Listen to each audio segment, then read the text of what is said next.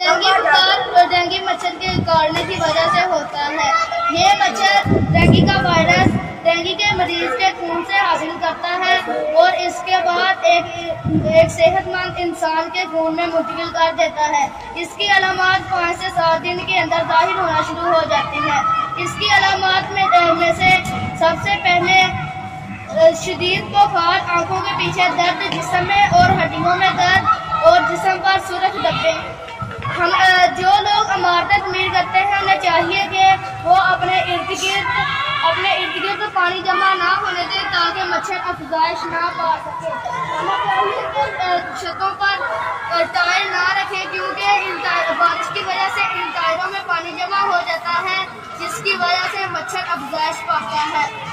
Dengue سے بچنے کی تدابیر: ہمیں چاہیے کہ ہم پورے آستینوں والے کپڑے پہنیں، منہ پر لوشن لگائیں اور رات کو سوتے وقت مچھردانی کا استعمال کریں۔ اگر خدا نخواستہ ہمیں ڈینگی بخار